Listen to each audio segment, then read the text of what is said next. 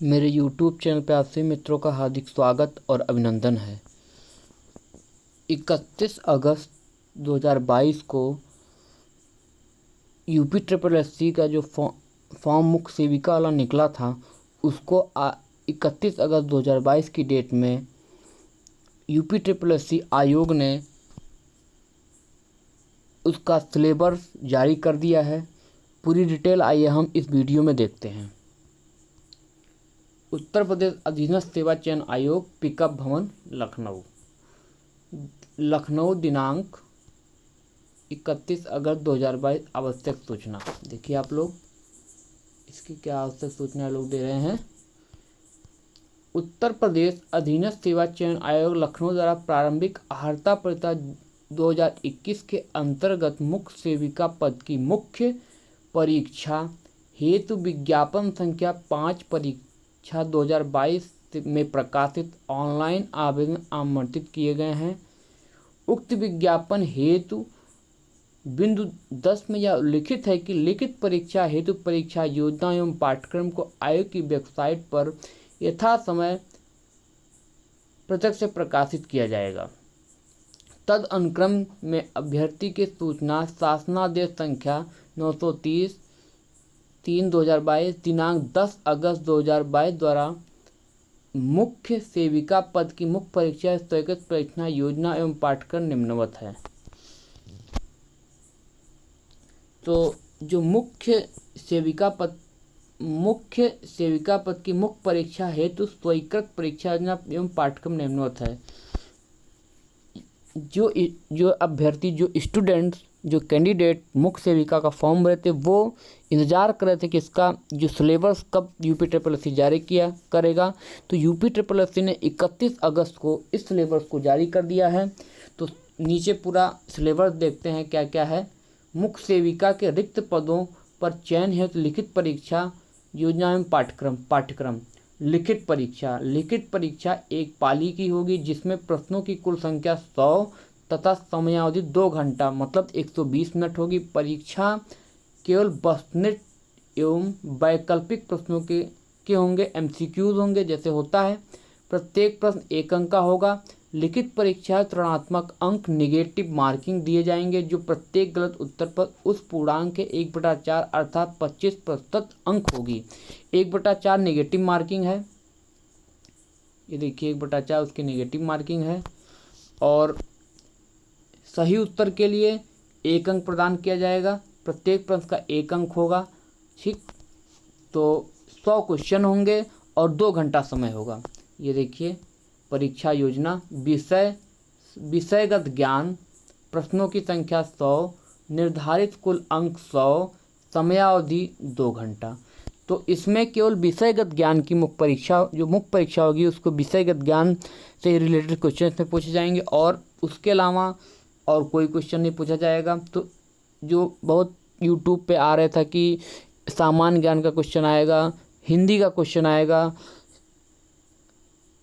कुछ गणित का क्वेश्चन आएगा, जीके का आएगा, वही सामान्य ज्ञान, मेंटल एबिलिटी का आएगा, रीजनिंग का आएगा, उसके बाद फिर विषय का पूछा जाएगा। लेकिन जो इन्होंने सिलेबस जारी किया यूपी ट्रिपल एससी ने, वो चौंका दिया है सबको। केवल मुख्य सेविका का जो ये पद है, उसको केवल विषयगत ज्ञान, जो इसमें पोषण, इन सब से, न्यूट्रिशन से संबंधित, क्योंकि इसमें जो एलिजिबिलिटी ली गई है वो BA ग्रेजुएशन समाजशास्त्र या गृह विज्ञान के साथ होना चाहिए। तो उससे रिलेटेड क्वेश्चन ही आएंगे। आइए पूरी डिटेल देखते हैं पाठ्यक्रम की। पाठ्यक्रम: मुख्य सेविका की भूमिका और जिम्मेदारियां। दूसरा, विवाह, परिवार, जाति, लिंग असमानता, धर्म, भाषाएं। तीसरा, सामाजिक समस्याएं और विशेष रूप से बच्चों और महिलाओं संबंधी मुद्दे। जनसंख्या विस्फोट, जनसंख्या वृद्धि और नियंत्रण। 5वां देखिए, गरीबी, दहेज, घरेलू हिंसा, तलाक, अंतर पीढ़ी संघर्ष, जातिवाद। सामाजिक परिवर्तन, सामाजिक नियंत्रण। 6वां हो गया 7वां, ऊर्जा, बेसल उपापचय।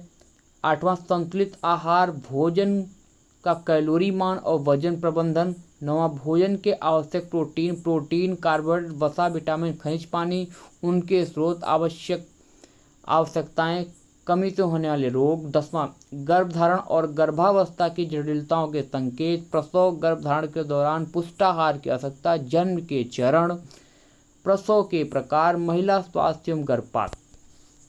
उसके बाद 11वें नंबर पे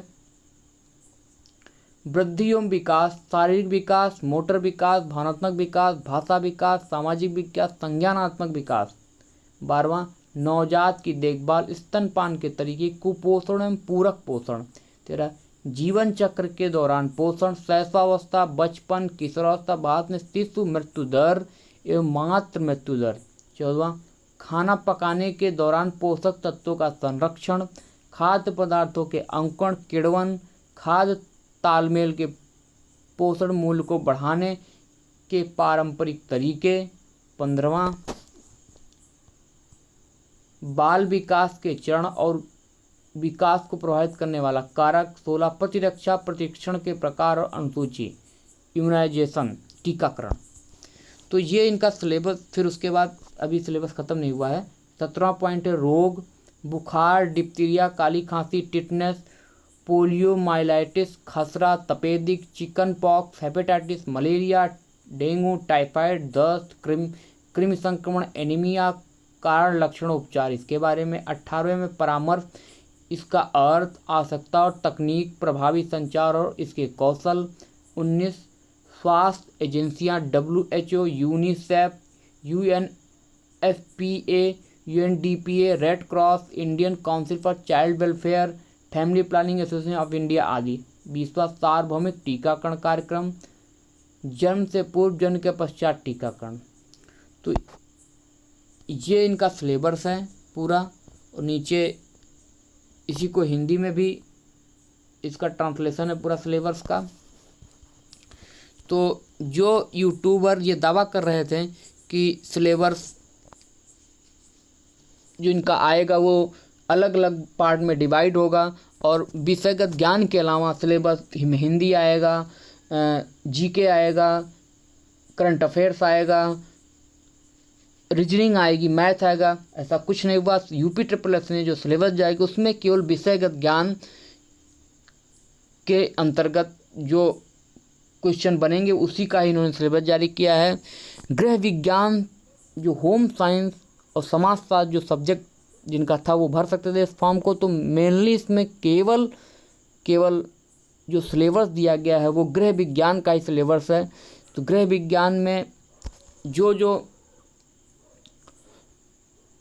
चैप्टर्स थे, जो गृह विज्ञान में सिलेबस पढ़ाया गया उसके ही अकॉर्डिंग पूरा सिलेबस है इनका मुख्य सेविका का।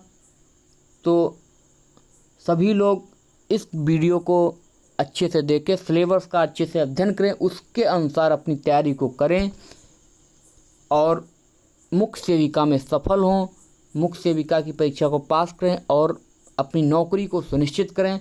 तो इनका सिलेबस ये जारी हो गया है। 31 अगस्त को UPSS ने मुख्य सेविका का सिलेबस जारी कर दिया है।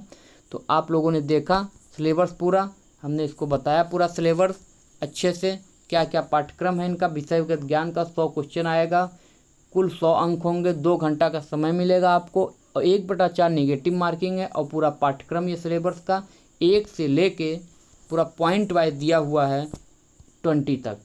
तो इस वीडियो हमने अच्छे से आपको सिलेबस के बारे में बताया प्रत्येक पॉइंट को। तो आप लोग अच्छे से तैयारी कीजिए। बहुत बहुत शुभकामनाएं। थैंक यू सो मच, बहुत बहुत धन्यवाद।